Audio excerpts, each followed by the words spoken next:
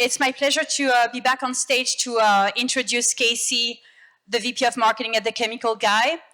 I think for a lot of direct-to-consumer brands, it's much more of a challenge to obviously reach audience. They're usually dealing with like smaller budget, they're dealing with reduced teams, and they usually do not have the bandwidth that some larger teams do have. So for them, it's really about finding some creative opportunities to get the words out there and reach their audiences. So we're going to be discussing brand awareness with Casey today. Casey brings over a decade of leadership in product, merchandising, and brand strategy with a proven track record of cultivating brand love of consumer brands across the globe.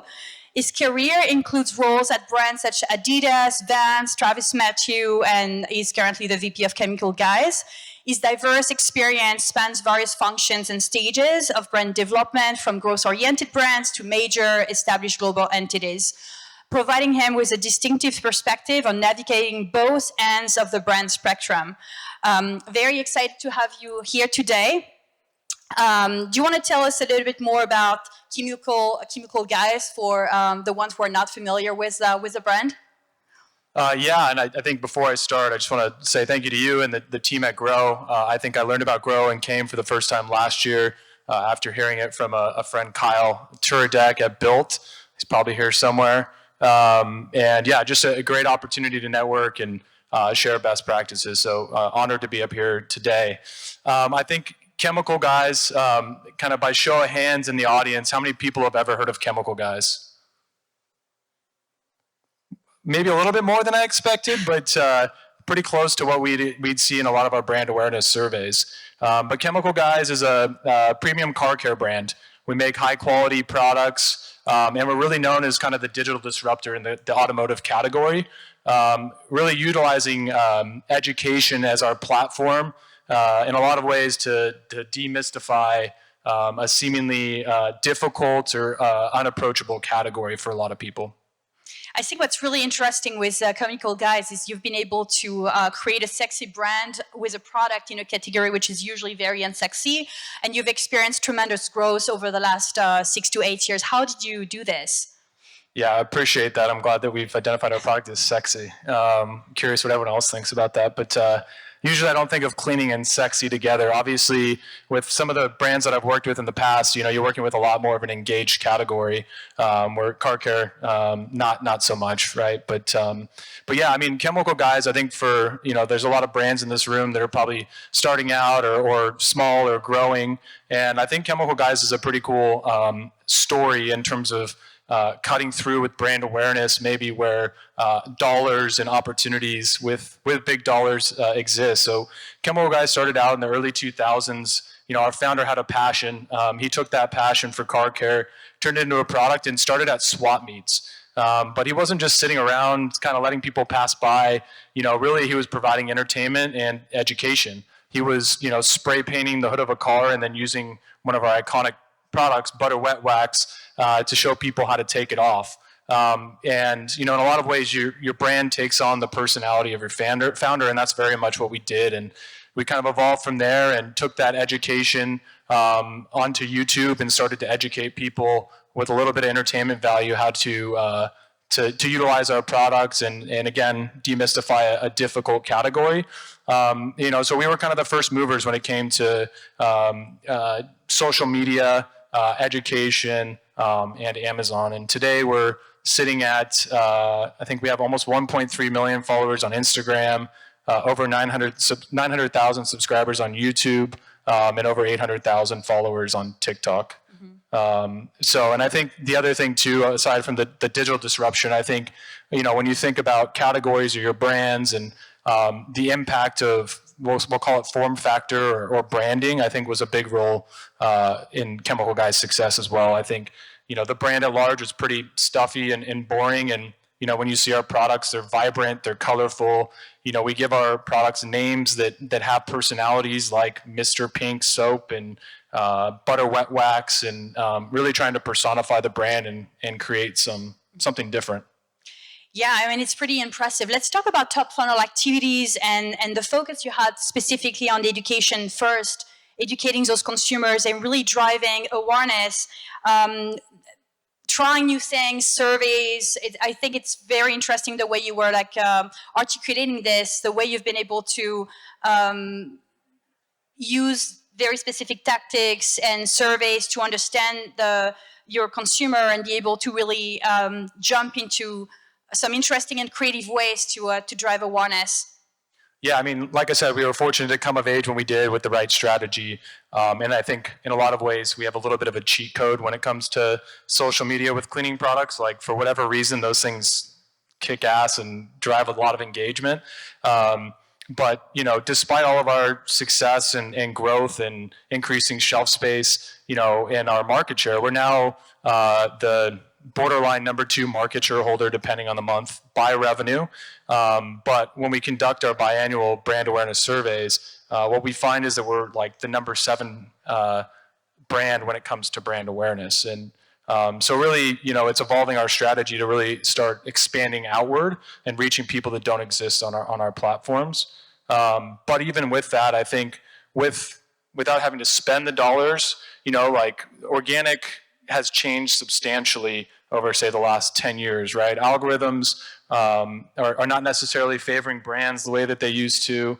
There's a lot more content being shoved into the engine, and that requires us to really reevaluate our content strategy at large. And you know, we've got this platform of education, but really what people are looking for is entertainment on these platforms nowadays. And so trying to evolve our platform from education to, I'm not a dad yet, but it seems like a dad joke, but edutainment, right? Kind of a cheesy term, but yeah. And then I think from there, we're looking to test and learn and fail as quickly as possible new channels. So in 2024, we've stood up a true top of funnel paid media strategy, really with the goal of testing channels, testing audiences, and testing creative to see what works. And then in 2025, we'll really put a stake in the ground with a really strong brand creative platform and campaign, really leveraging a lot of the learnings that we gathered in 2024 and starting to double down on them.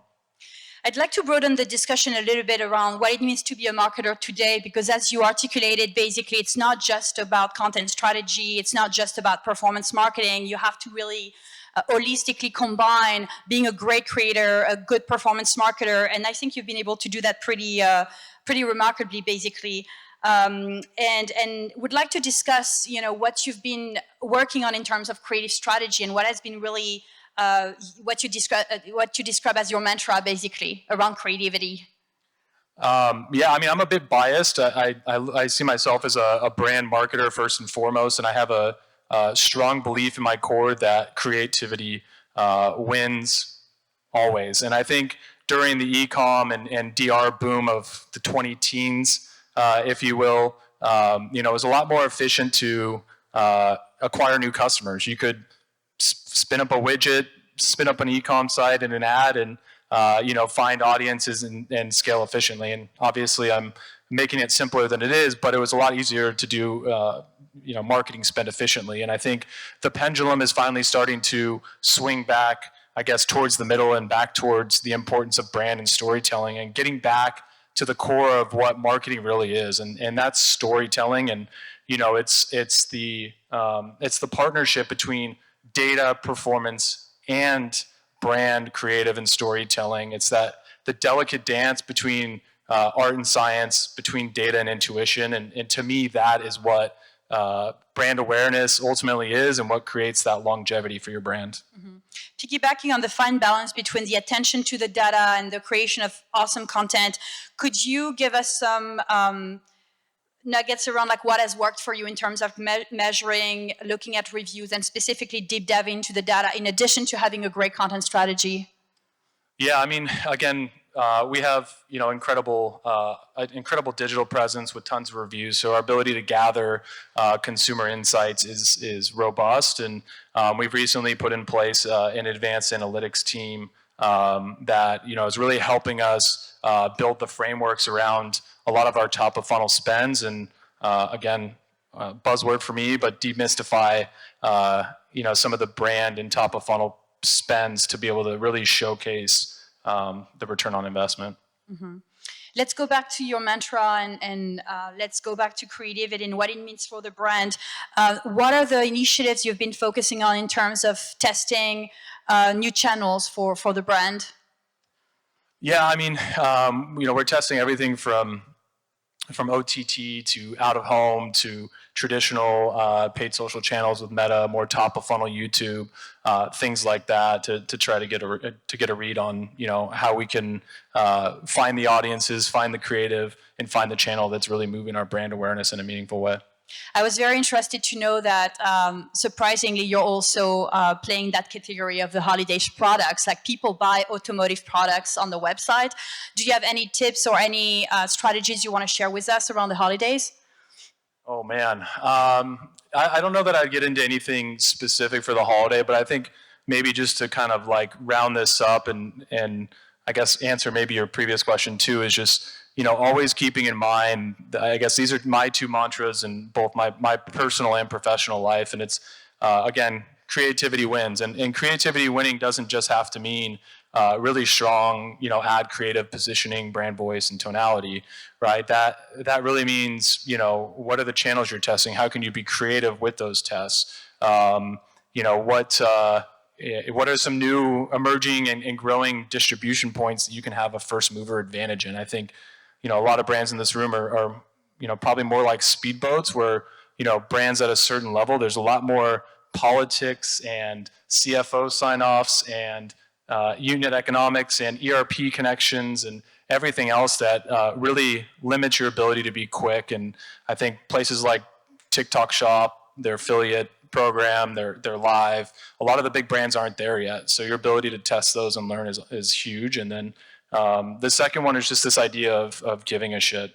And I think about that not only in the people that I work with or want to work with or that I want to hire, but also in the types of audiences and communities that I want to build. Because to me, the definition of marketing is the ability to put out really compelling, strong creatives and storytelling that creates audiences that give a shit about your brand. And I think that at its core, right, that's a pretty simple idea, but it takes time, it takes investment, it takes testing and learning to really get there. So for us, it's as marketers, like focusing on the storytelling and the channel in which we're marketing to the people that we're marketing to, and the products that we're marketing. It's really about cutting through, making people feel something, and ultimately making them give a shit. And finding that perfect balance between the data and what you will actually need to drive those initiatives across all channels while focusing on creativity. And I think you're being able to do that remarkably with the chemical guys, when a lot of companies back 4 or 5 years ago were just focusing on performance marketing and the data. And I think there is, for all of the DTC brands, a comeback to like creative values and creating some great content, but obviously merging all of this with data, which has been really interesting with you guys. Would you like to close with like something specific about the brand or something which is important to you as a marketer? Yeah, if you happen to get involved in one of our surveys, make sure you click that you're now aware of our brand, because that'll help me justify some of these spends. So yeah, do me a favor. Awesome. Well, thank you so much for being here with us today. It was a pleasure discussing your strategy with you. Great. We're going to welcome on stage the boutique brands with Greg Scott, the CEO of the boutique brands, Gautam Goswami, the CEO at Come and Sold, and Agito as well. And we're going to discuss transforming and video content specifically and how it drives sales and engagement and loyalty. Have a great rest Thank you.